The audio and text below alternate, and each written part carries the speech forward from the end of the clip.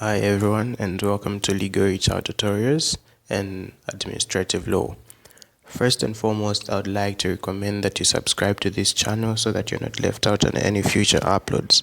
I'd also like to request you to give this tutorial a like if you want us to keep on uploading similar or even better tutorials in future days. So let's start. Today in Administrative Law, we're looking at judicial review. So what is judicial review? So basically, judicial review is a public remedy by which a person can challenge the legality of a decision or determinations and orders made by a public body or person exercising the functions of that particular body.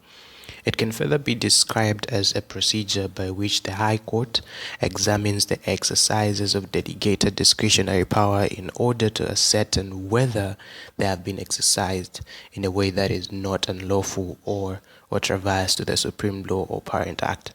So basically, judicial review is concerned with ascertaining whether a person occupying and exercising a public body function is not going into ultra-vires or they're not abusing those powers conferred on them by the Parent Act or the law that is conferring powers on them.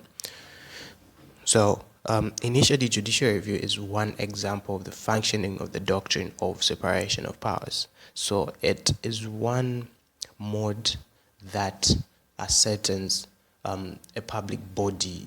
For example, the executive, it will examine the executive as to whether they went in ultra-vires or they were exercising the functions which are meant for the judiciary. So if they were exercising the functions meant for the judiciary, it means that they went in ultra-vires with the duties and functions conferred on them.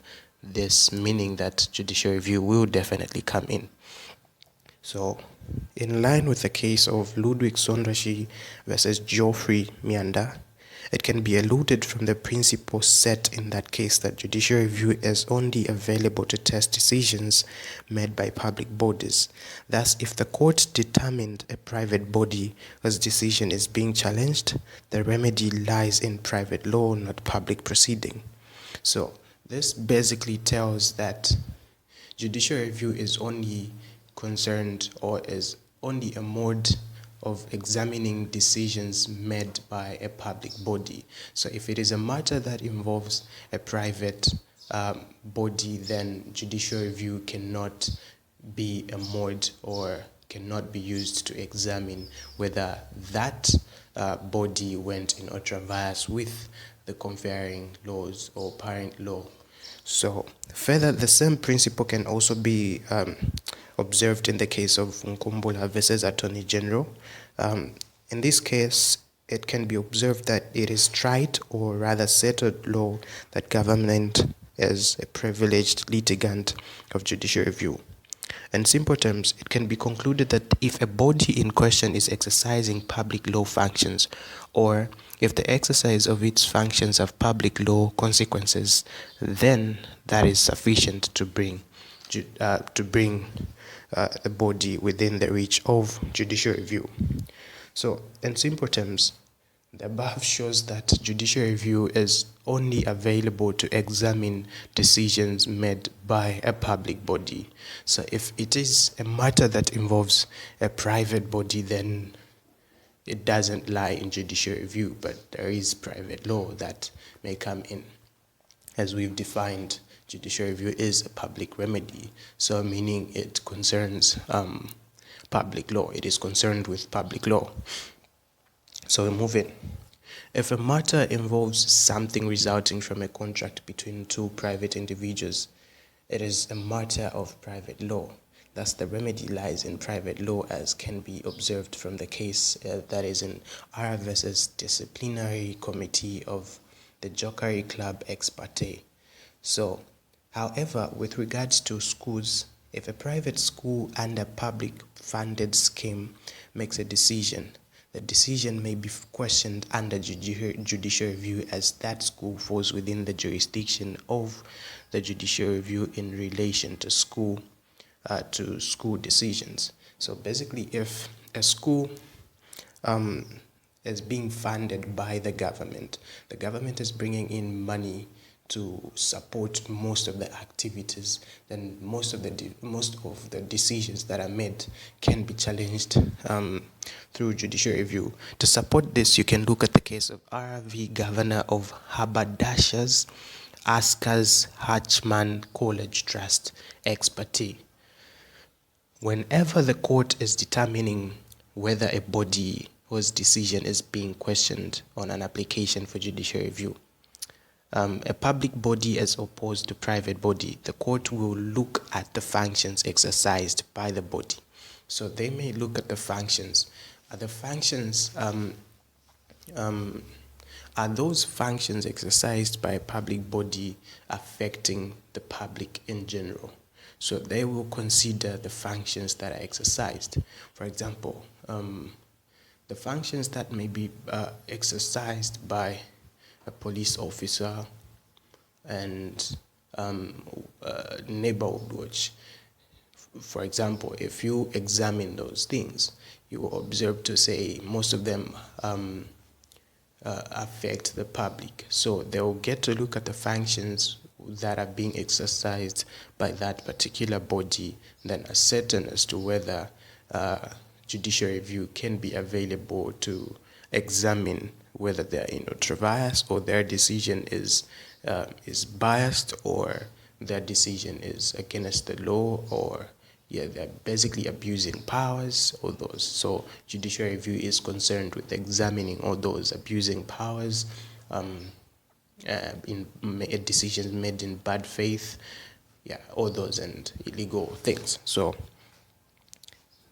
basically that is what is concerned with judicial review. So as in line with the aforementioned and the case of Chiluba versus Attorney General, judicial review is not concerned with reviewing the merits of the decisions and respect of which the application for judicial review is met, but rather the decision-making processes itself. So the same principle which is stated in Chilufya versus the Attorney General can be observed in the case of Nyampala Safari and others versus Zambia Wildlife Authority. So these two cases have a principle to say judicial review is not concerned with the merits, but rather the making processes. So the process, in simple terms, the court will not look at the decision made, but they will look at the processes which were followed in the making of that particular decision.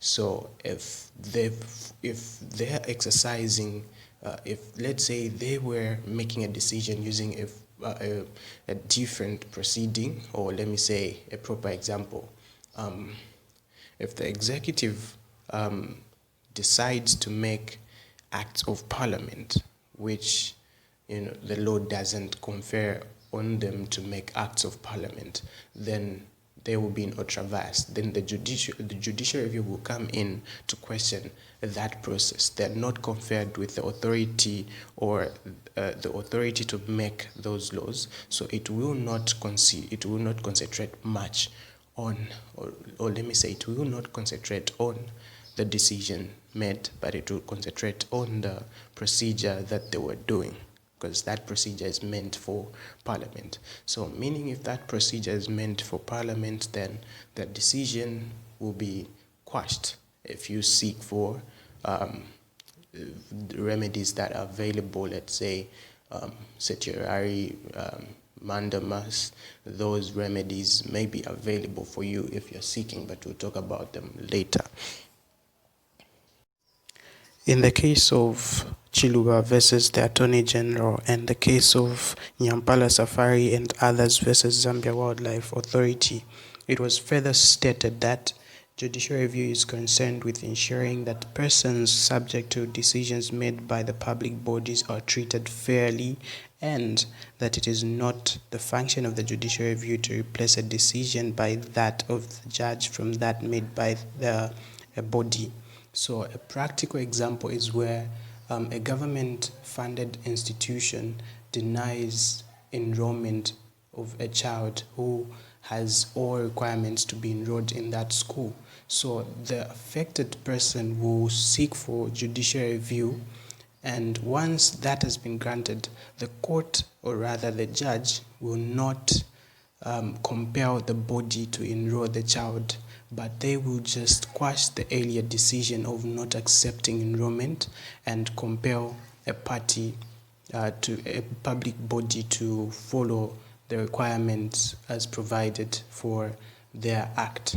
So they do not replace what they feel, rather they just follow. However, those decisions, the compelling and quashing, will only come into effect once a party attaches them to an application. So you need to seek for certiorari or mandamus in order for the court to quash the earlier decision, or to compel the public body to follow what they're supposed to do. So they do not replace. So access to judicial review is not a matter of right. It is subject to the decisions of the court. The above, basically, the leave stage empowers the court to dispose applications for judicial review summarily without taking evidence or hearing submissions of the body alleged to have acted unlawful.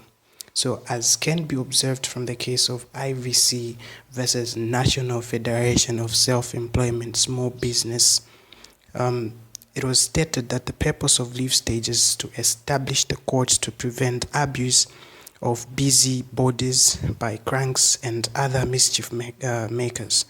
So this basically means that the leave stage is meant to protect public bodies from being harassed by applicants making ill-funded challenges. So during the leave stage, the judge should ascertain whether the grounds for judicial review being sought on has any merit. So there are basically a lot of people who may try to take the public body for judicial review without any merit. So before judicial review is commenced, they will start with the leave stage, where they are certain as to whether you have merits. You have merits for seeking judicial review. So no judicial review can basically be accepted without showing that one has sufficient interest in the matter, which is known as loci standi. So loci standi is you having the sufficient interest in the matter. So the leave stage is made ex parte, and proceedings are a filter to prevent hopeless applications proceeding. In line with the case of R versus Secretary of State for the Home Department ex parte Raskashada Bejam, the test applied under the leave stage is whether the judge is satisfied that there is a case fit for further investigation at a full inter-parties hearing of a substantive application for judicial review. Interest is taken so as to not reject bona fide public interest litigation. One has to have an interest that is basically termed as loci standi. So you have to have an interest in the matter, and this has to be proved during the leave stage. So leave stage is where they ascertain whether you have merits for that application. So to point to judicial review, one has to have tried many available remedies. Basically, this is because judicial review is a last resort. So if there are available remedies to you dealing with the matter at hand, you have to start with them before you go for judicial review. So this can be observed in the case of Ara versus Epping and Harlow General Commissioner ex parte. So, and except in exceptional circumstances, this as stated in this case, the judicial review jurisdiction will not be exercised where other remedies are available and they have not been used on loci standi. So, basically, you have to try other available remedies before you go for judicial review. So, in conclusion, you can read the case of Maxwell Mwamba and Solomon Mbuzi and the Attorney General Supreme Court of Zambia Judgment number 10 of 1993, which talks about loci standi, where it is required for one to have a loci standi. So basically, judicial review is a last resort. That it comes in after you've tried many options available, then you can seek for judicial review. So this can be observed in the case of RV Epping and Hallo General Commissioner ex parte. So in this case, it can be observed that except in exceptional circumstances, the judicial review jurisdiction will not be exercised where other remedies are available. Basically, this shows that judicial review is a last resort. If there are available remedies, you're not supposed to go for judicial review without seeking, or rather going for those available remedies. So further, in the case of Maxwell Mwamba and Solomon Mbuzi versus the Attorney General, the cases further explains on the need for sufficient interest. So this shows that sufficient interest in a particular matter or application for judicial review is very important for the leave stage to succeed. So you need to have interest for judicial review for your application to be granted judicial review to be given unto you. So basically, those are supposed to be followed. So thank you for listening, and I hope this really helped you. Further, I would also like to remind you again to subscribe to this channel so that you're not left out on any future uploads.